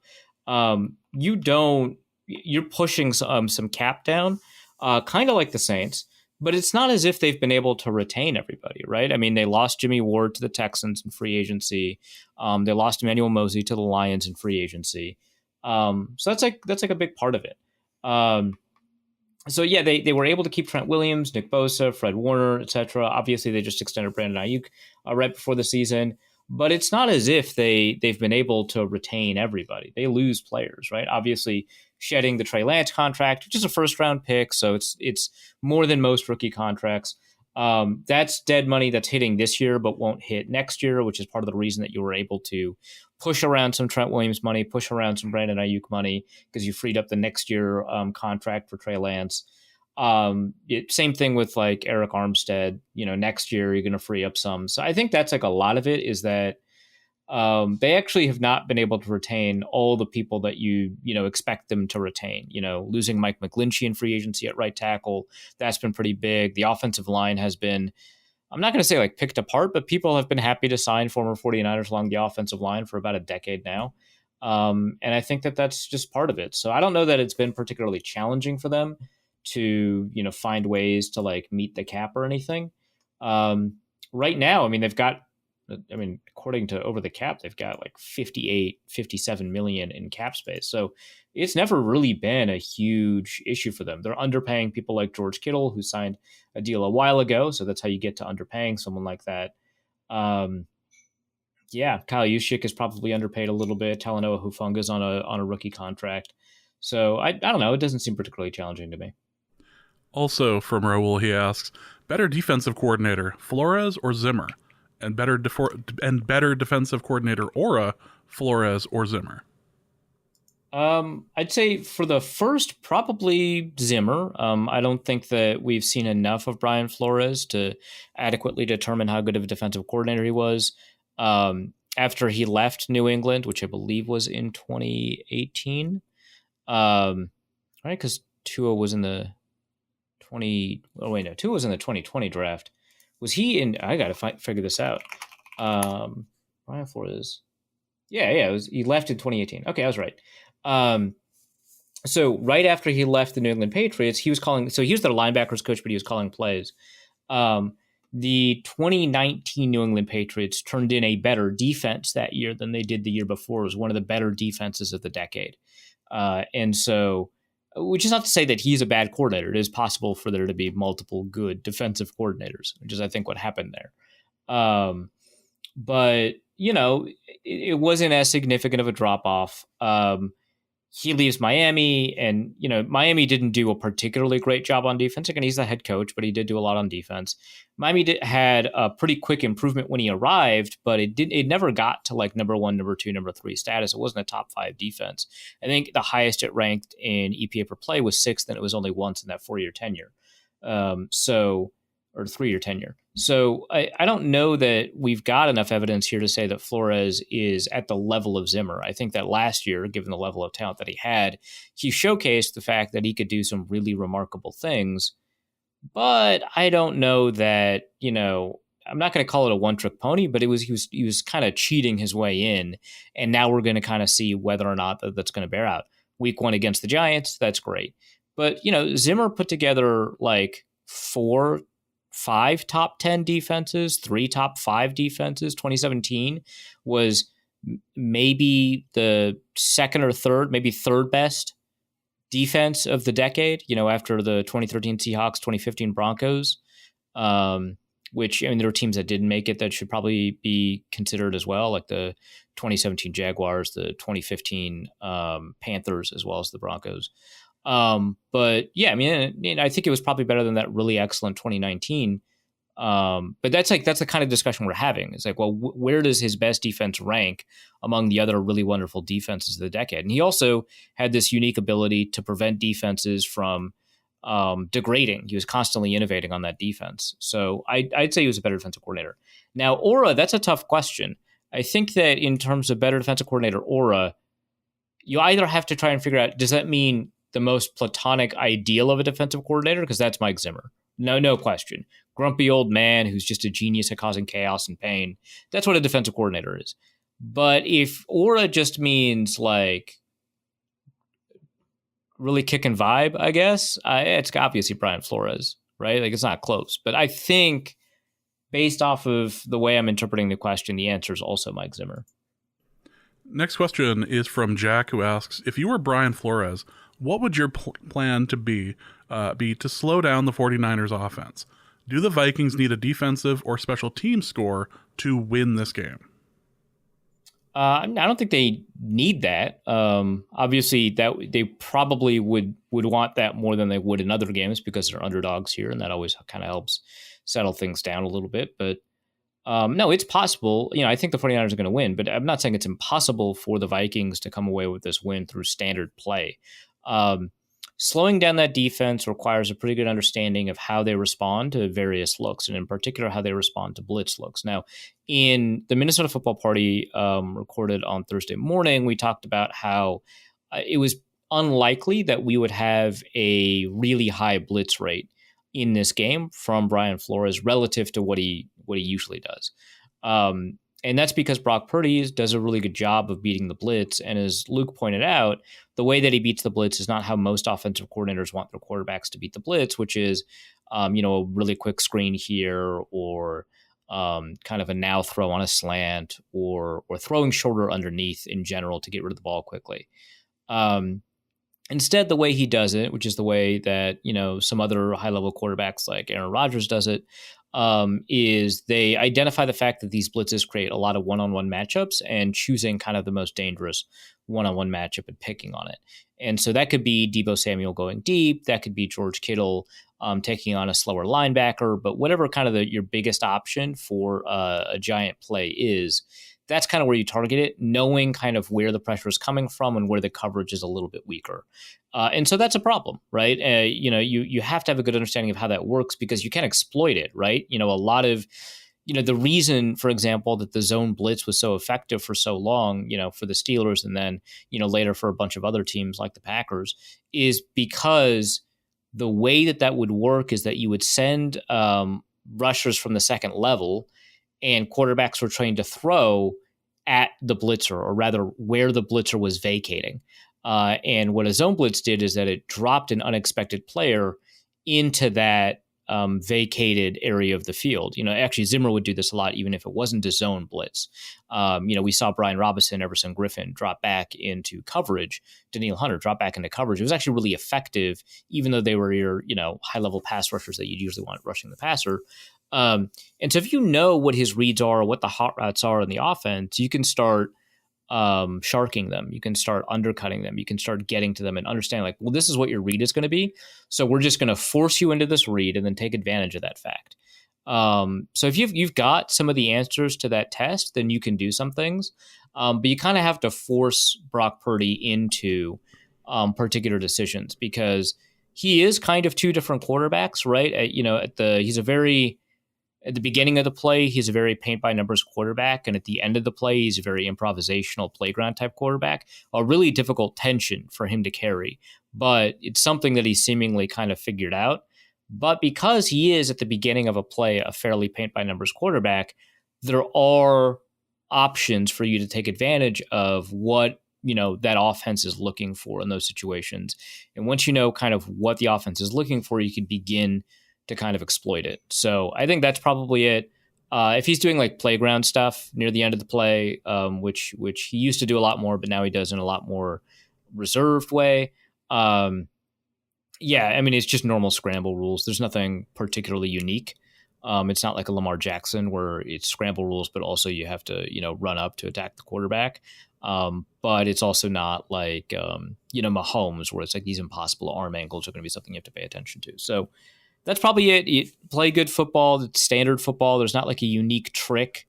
I think don't play a ton of cover one or whatever. Like there's not like a unique trick where it's like, he's really bad against cover six, so do that a lot. That's not really how that works for this quarterback. So just make sure you're really detailed in how you approach your rush plans and blitz plans, and then make sure that the coverage, accounts for the fact that they'll alternate between underneath and deep shots every so often. Next question is from Wham Warnold, who asks, I assume that's the Waluigi version of Sam Darnold? I think it's Sam Darnold, but with W's, right? Like, I mean, obviously very literally what that is, but as in, hold this W. I mean, possible. Or it's either that or a Waluigi thing. It could be both. Things can be two things, I suppose. What concepts of a plan do you think KOC has to keep drives going if Addison sits out? This will be a theme of the mailbag, by the way. Yeah. I think that a lot of it's going to, revolve around Jalen Naylor. Normally, you'd be able to rely on someone like TJ Hawkinson. Obviously, that's not an option here. Josh Oliver played a pretty pivotal role at the beginning of the Vikings game against the Giants. Who's to say that he won't continue to do that? I see opportunities there for him. I don't think that they'll be relying a lot on like Brandon Powell and Tristan Jackson that much in order to pick up the slack. That's just kind of a speculation. If you're considering a Brandon Powell over under in this game, don't let me sway you on that one because your instinct might be just as good. But my instinct says it's a little less likely that that'll be the case. We'll see maybe a couple more receptions for like Aaron Jones and Josh Oliver. We'll see Jalen Naylor play a significant role, or they might just funnel the ball to Justin Jefferson as often as possible. That doesn't feel like a bad plan, right? But I don't know that there's going to be a bunch of replacement targets for your, fifth and sixth receivers. So I think that's the concept of the plan there. just the basic framework. Right. Also, what are the ways that the 49ers could take advantage of Ingram and Bradbury, and what can the Vikings do to mitigate that? Well, Evan made a good point that the 49ers do often rush four. And so there's not going to be a ton of blitzing attacking those guys. But I think like they'll try to find out, you know, how to make sure that Javon Hargrave lines up against Ed Ingram. That feels like a potentially disastrous matchup. You could probably stunt and twist a defensive tackle and Nick Bosa to line Bosa up against Ingram. That to me sounds potentially even more alarming than Hargrave, which I know that sounds at first like, well, no crap. I mean, Nick Bosa is a better player than Javon Hargrave, which, first of all, I don't know how true that is. But second, the bigger issue for me is that the strength advantage that Hargrave has over Ingram, which he does have one, is not as significant as the speed advantage that Bosa has over Ingram, which is more concerning to me. So that matchup seems to be a bigger problem if Ingram is going to play like he did last week, which that's not necessarily a guarantee. He certainly played better last year than he did last week. So that's there. As for Garrett Bradbury, I don't know. Jordan Elliott had like a really good game against the Jets. So they might just stick a nose tackle on Bradbury and force him to just try and figure it out. Just a giant body there and just see what you can do. And that seems like it could be cause for alarm for the Vikings if the 49ers kind of figure that out. I think outside of Hargrave, the defensive interior is not like remarkable, but I don't think it's a good matchup either. Next question is from Arifluenza, which is a throwback to last episode where Arif declared that he has affluenza of the production side of things. So he can't be held responsible to make his events happen. He has to have other people do it for him. So I just look, if you're going to be in London in the week before the Vikings-Jets game, just let me know and help me organize a little get-together, okay? Like, that's all I'm asking. You'll have to buy him less drinks. That's the payoff for organizing it for him. So, but the term for that now is Arifluenza. I will hear no other names. That is gold. Arifluenza asks, for Arif's trade corner, what players would be ideal targets for an in-season trade to propel us to our inevitable Super Bowl run? I mean, Hassan Reddick seems like a pretty decent candidate. Not that the Vikings like need more edge rushers. Andrew Van Ginkel has proved himself capable. Dallas Turner is waiting in the wings. You've got Jonathan Grenard, but I mean, the Eagles have demonstrated that you can do a lot with a lot of edge rushers. You'd obviously have to pay Hassan Reddick. So this would be, a pretty significant investment in the position. 3 new edge rushers on big contracts, plus the rookie edge rusher from the first round. But I think you probably only need a 2-year deal to satisfy his pay demands. He just wants to get paid a lot and very quickly, which I sympathize with. So you could do that, and I think it kind of fulfills the mold of somebody who can do a lot of different jobs at once, just like Andrew Van Ginkel, just like Josh Metellus, right? Just like the concept of Jay Ward, right? Like that's why you grab these players. That's why they liked having Eric Rowe in New England and then I believe in Miami. It's or Jabril Peppers, right? It's making sure that you've got a lot of players that can do a bunch of different things for you. And I think Hassan Reddick has got the ability to kind of drop into coverage as well as kind of be, primarily an edge rusher. Like he was not a very good off-ball linebacker for Arizona, but he was one. They converted him back to edge rusher, his college position. And I think that experience allows you to be, for an edge rusher, quite good at coverage. Can't do it every single down, but that's something to consider. That's probably kind of like a reach. The Vikings aren't in the world's best cap situation or anything like that, but that's something to kind of consider. If you want maybe a more long-term solution, you could grab a cornerback. So there's a couple that could potentially be on the market, like Kyer Elam, who lost a camp competition to Christian Benford, who just had a pick in this game, by the way. A 6th-round rookie from the same year. He's a 1st-round rookie. Not saying that like these first-rounders are automatically going to be good or anything like that. I think that there's a reason he lost his job, but I am also not convinced about the Vikings' overall depth or quality at cornerback after one game against a bad quarterback. I think that you probably need to do maybe a little bit more there. You could go after Amari Cooper at receiver. Someone has suggested that like Darius Slayton is a potential candidate, and if the Giants are burning everything to the ground, why not grab Darius Slayton? Those are pretty good options. Obviously, Amari Cooper is more of a wide receiver 2 option, and Darius Slayton's more a wide receiver 3 or 4 option. But I think that both of those are probably reasonable. The issue is the Vikings only have 3 draft picks in the next draft, and not a ton of cap space right now. So you have to be really creative. And I'm not really confident I understand who the Vikings would give up that would command the kind of prices you would need to grab these guys without sacrificing too many draft picks. So more theoretical than anything. Yeah. BlackRock Sports Group asks... God, Jesus. Given that Darnold is extremely unlikely to be with the Vikings next year, are the Vikings better off if he plays well, resulting in a successful season and a better environment for J.J. McCarthy to develop in, as well as a better winning culture? Or is it better in the long run if things go south, resulting in a high draft pick to help boost the minimal draft capital we have? Speaking of the capital. Yeah, very, very value-focused question from BlackRock Sports Group. I think they also had a question of know any teams that could use investors. I was on another podcast. They asked me like which teams are most likely to pursue investment, which teams are like the least likely to. And I thought the Panthers, I think the league wants people. So I'm going to answer this question eventually. But I think that the league wants people to or private equity firms to invest in the Panthers. I think David Tepper would be okay with it. I don't know. He is famously a control freak. But the reason for that is the league was disappointed that the Carolina Panthers only sold for $2.3 billion. Kind of a weird, like, wow, geez, they really put up the foreclosure signs on that one, right? Like, obviously that's a lot of money, but when we saw the eventual valuations of the Washington Commanders and the Denver Broncos, both north of $5 billion,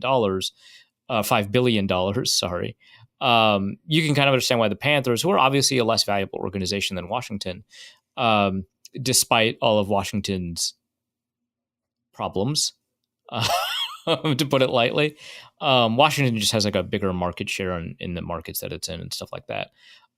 It's pretty clear that the Panthers could be worth significantly more. Well, what you can do is when you sell 10% or 5% or whatever it is, when you sell it, the minimum to sell ownership stake is 3%, by the way. So if you're going to sell any of your ownership stake to a private equity firm, it has to be at least 3%, can be no more than 10%. So if you sell, say, 5% or 10% of your shares, say you sell 10% of your shares at $500 million, now suddenly Panthers are valued, instead of at $2.3 billion, at $5 billion. That's really excellent. You've established a new value for this franchise. That value can be used for all kinds of things, like using, like grabbing better loans because your asset profile looks a lot better, right? You're also immediately getting the $500 million in cash that you could do any variety of things with, like stadium upgrades or line your pockets, whatever. It's your money now. So I think that that's probably it. Also, David Tepper is comfortable with private equity, which is another reason I think Washington would probably do it. They're not... now that the owners are relatively cash rich, they're not necessarily a franchise that needs a bunch of cash on hand. They famously had too much cash on hand when Dan Snyder was spending on the team, but it wouldn't be a bad thing to get cash flow from outside. Again, owned by private equity investors, so they'd be really comfortable with that kind of thing. Plus, they need money, not to pay players, but to put up collateral in a stadium deal. Because they're negotiating from behind now that they lost all the governments they were negotiating with under Dan Snyder. And so they have to get back into that race. But the Denver Broncos, Dallas Cowboys, I think are never going to use private equity to invest. I could be super wrong about that, of course, but that's my impression. Anyway, the long run value of draft capital for a team that doesn't have a ton is really significant. So I don't want to dismiss this one out of hand. And obviously, I'm just kind of generally anti-tanking because I like watching people try. And I generally think players have a lot of incentives to play well. And so even in losing seasons, so they don't really care. They're not playing for someone else's job. But I think that if Darnold does extremely well, the value of Kevin O'Connell as a head coach and the value of the Vikings as a destination organization is extremely high. And I think it reduces the cost of re-signings because people don't want to leave a good organization that also scores very well in the NFLPA report card every year. I think it was number 1 last year, number 2 this year, something like that. And you know that you've got a better coach than almost anybody else. You just turned Sam Darnold around, first round bust, right? But also you attract free agents that previously wouldn't have considered you, now consider you. Free agents might, play for less to play in Minnesota because of that culture. So I think it's less. So I think that there is an actual impact on developing the kind of team that are willing to fight through adversity even when it doesn't matter. I think that there is kind of a winning culture impact. I think it's overstated by a lot of more traditional analysts, I think, but I think it's way too dismissed by a lot of analytics enthusiasts. I think that is kind of a real thing. And the evidence that we have of teams that do very poorly and grab a high draft pick versus teams who end up with a high draft pick that didn't do very poorly weakly suggests that, winning culture might do something to better enable those kinds of draft picks. It's hard to disaggregate because obviously teams that are good at the things that make teams good. I know that sounds like redundant, but that would explain why they continue to do well after they acquire a high draft pick. So that's something to kind of keep in mind. But it seems as if that there's some kind of evidence there that matters. Let's go to Skimbleshanks the Railway Cat, and ignoring his question on the Cats musical, we will go to what NFL coach has the most I have the concepts of a plan energy. So, concept of a plan, if people didn't realize where this comes from, it comes from the presidential debate, like Tuesday night, I want to say. Yes. Where a moderator asked, so the whole thing about healthcare, and Trump was like, the healthcare plan, Obamacare that the administration stands behind is awful and bad and evil. And Kamala was like, well, you did try to repeal it and it kind of didn't work. And then you also just didn't have another plan. And so, what can the American people expect? And so the moderator, he said some stuff that didn't quite answer that question. The moderator was like, well, do you have a healthcare plan? And he was like, well, you're just going to have to trust me to figure it out when we get there, which, okay. And then the moderator is like, okay, but so you don't have a plan for healthcare. And he goes, well, I have a concept of a plan, which is, by the way, the most defensive I've ever heard him sound, but also that is very funny. I can't, and not to get political, I can't hear anyone but George Costanza saying that. It's absolutely a George Costanza moment. It is. It really is, right? I leave on a high note type stuff, right? It's just crazy. Yeah, the most I have a concepts of a plan energy. I think after watching a lot of these QB school breakdowns from JT O'Sullivan, which I highly recommend, I think it's probably Dave Canales, the head coach of the Carolina Panthers. Certainly there is a notion involved in a lot of the offensive play calling. It seems to have not evolved past the notion stage, the concept stage, and into a detailed plan. Now, there's a lot of problems with the Panthers, especially, after you watch some of these breakdowns, you see, hey, Bryce Young is bad. You can't take that away from him, but it's not all his fault. And so there are a lot of problems with the stability of the offensive line. There's a lot of problems with the receiver core. They're, running routes at the wrong depth. They're taking too long to get out of their breaks. The timing with the quarterback is off. But also the play calling is really bizarre and baffling. It's not designed to get routes, into space that, can create first downs. There was one moment where Bryce Young throws a ball, and it's a poorly thrown ball, so you kind of miss this problem. It hits a receiver in the foot, and it's like, okay, great. But it was a crossing route where the stem broke so late that the players were crossing each other when the ball arrived, which seemed to be part of the plan as opposed to just a happenstance. And that never happens because, first of all, neither receiver knows who the target is. And so how you adjust to the ball or what you're going to do, like that's difficult. But also, you've probably drawn 2 additional defenders in addition to the defender who's assigned to your target. So now you're probably playing 3-on-2, and at worst, you're playing 2-on-2. And you might even be playing 1-on-2. And the worst is that one has really good leverage against both receivers. And so it very much feels like there's a thought, there's an idea. Certainly one has to admit that someone is calling plays. But I don't know that they know kind of like for what purpose, like to what end are we calling these plays? And I think that's the Carolina Panthers. So that's probably the most, but that's just head coach. I think of all the coaches in the NFL, the most concept of a plan guy is Nathaniel Hackett, offensive coordinator for the New York Jets / Aaron Rodgers' Nicolas Cage movie loving best friend. Yeah, that. Let's go to Nolan. I think we're about to go off the rails here for those who are listening for mainly football. Let's make fun of Ben Solak. Question for Arif's Nemesis Corner. With fellow right-wing hucksters being outed for taking money from Russians to spread disinformation, when will we learn that Ben Solak is among them? I think we're learning right now. He's never denied it. Let's just put that out there. Plus, I mean, there's the meme of him. This is kind of an old meme, relatively speaking, of him just being Ben Shapiro. I don't know if many people remember this. Oh, I remember that because he used to post it all the time, and he doesn't look much older. He doesn't. He is like a kid now. It's like very disarming. Like, oh, that can't be right. There's something illegal has had to have happened for this child to have a child. But he's raising a kid. Ben Solak has lived so much life. Like, his house burned down once, right? Like, he's lived a lot of life. He's still 16. I don't know what's going on there. Still sitting at home eating all that cheese. Eating all that cheese, all that 1 a.m. cheese. I think we're learning it.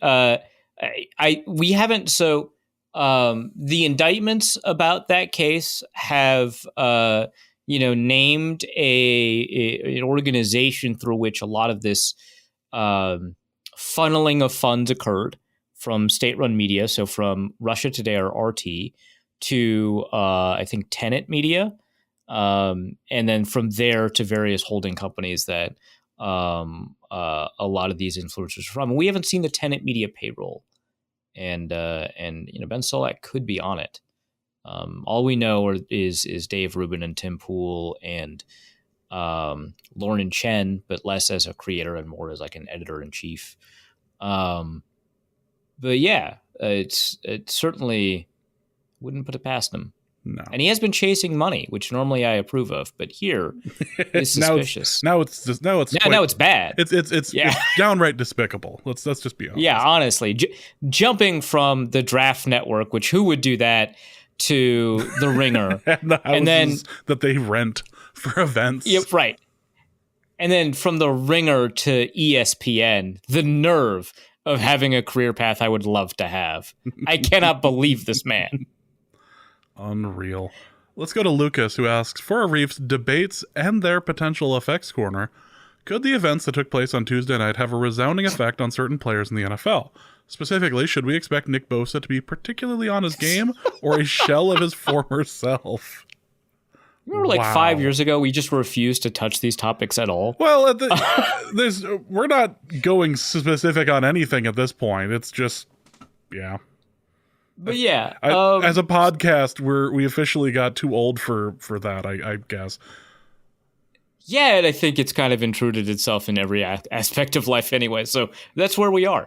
I think the read of the room of people who wanted a candidate to win who happened to be the generally consensus loser of that debate, which I guess that's contested too, right? When 9 out of 10 people say that you lost a debate and you only point to the one that says you win, you now think that you're the winner. So, okay. But the general understanding among one of the participants, of almost all the participants, supporters, so this one guy lost a debate. And our understanding of Nick Bosa, based off of his history of likes, and I think a reply, is that he very strongly wanted one candidate to win that debate, and that was not the winner of that debate. The primary reaction from a lot of people who saw that debate and it didn't go the way they wanted it to, the primary reaction from that group was relative despondence. Not in energy to action, not a movement to reset the terms of or the framework for how we evaluate elections, not an aggressive messaging campaign, just like crap. Can't believe we're here. Well, debates don't matter also. So to keep that in mind, jot that down. And then that's a pretty sad response. Trust me, I've been there, both personally and also politically. And I think Bosa is going to be on that side too. I think seeing his guy lose, non-gender specific guy, lose, that's going to sap his soul a little bit, not a ton, but a little bit. Final question is from, the location is more important than anything else, I suppose. Don from Ohio asks, what's the best way to grill/smoke a cat? Good Lord. Okay, so Don, who is from Ohio, I believe is primarily referencing the previous question. Yes. But some new information about the state of Ohio has very fakely emerged. I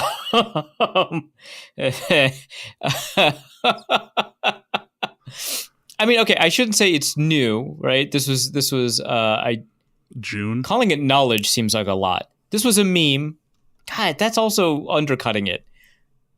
This was a vicious lie. That's probably the best. A vicious lie that had been going around for 2 weeks before the debate about Haitian immigrants eating pets in Springfield, Ohio. The Springfield part is important because it has resulted in a number of extremely funny Simpsons memes. Also, there's 2 Springfields in Ohio, I'm learning, I think.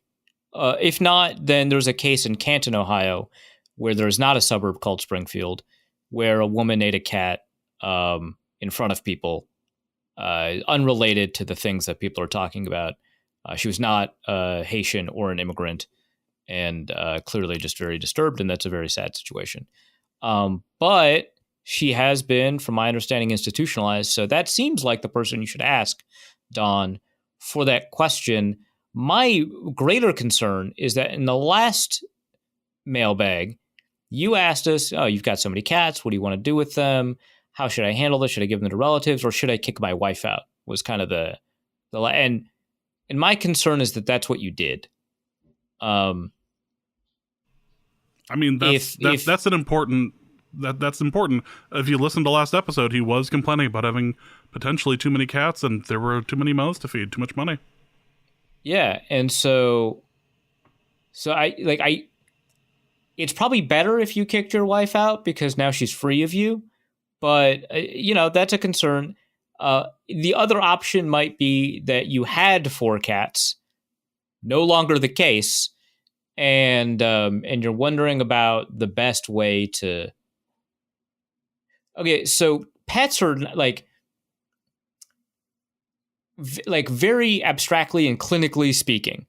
I don't necessarily condone this practice. I want to make this clear. But the pets are a really poor source. Yeah, I'm just look. Let's say it's the apocalypse, and you got to make a do or die decision. The pets are probably not going to save you if you make that kind of decision, because pets are just a very poor source of very dangerous nutrition. I just again, don't do it for a lot of reasons, right? But also, this one's a bad reason, because the food that they eat, which is obviously highly managed in some ways, results in a less optimal meal. This sucks. A less optimal meal afterwards, but also they often go outside and there's a bunch of contaminants like household cleaning products or whatever, that make that a little bit more difficult. Plus, they are like dogs are obligate carnivores. No, cats are obligate carnivores. Dogs are omnivores. That was it. And the higher up you are in the food chain, the riskier you are as the diet that you're eating.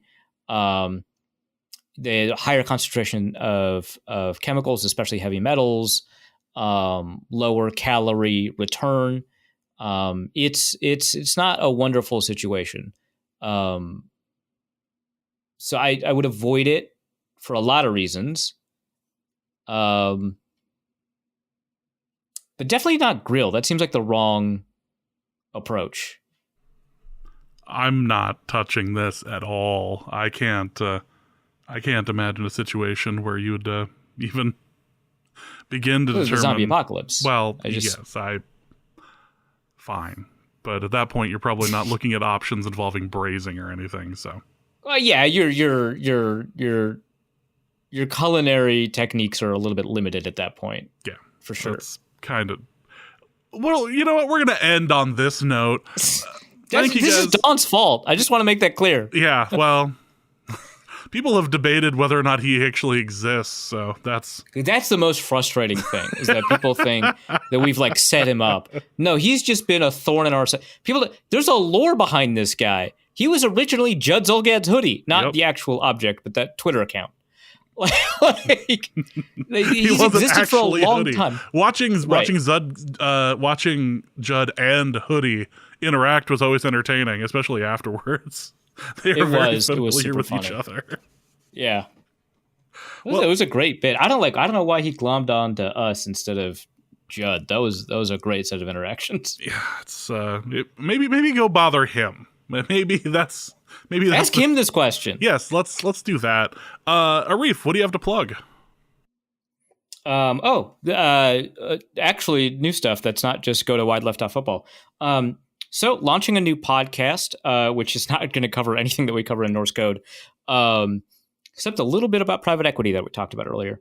I'm launching a new podcast with Caleb, otherwise known as Bird Respecter on Twitter. He also does the Western Kabuki podcast with Juniper and Andrew, or Alex, sorry. And then Ed Zitron, who's a technology reporter, whose work I've actually promoted relatively recently. He does the Better Offline podcast and that whole media group, and he's got a newsletter with Better Offline. It's called The 60-Minute Drill is the name of the podcast. We launched 2 episodes tonight. One, it's kind of like a preview for the season. Another one is not like a recap of week 1. We do talk about week 1 and the rookies, but we primarily want to focus on like the cultural aspects of the NFL. So we talk about like that private equity thing. We talk about like changes in the kickoff rules. We're going to be talking about, various elements of like, let's say, draft media that I haven't talked about before. Like I think people saw me roast Walter Football on Twitter. Like, was it today? Was that earlier today? Clearly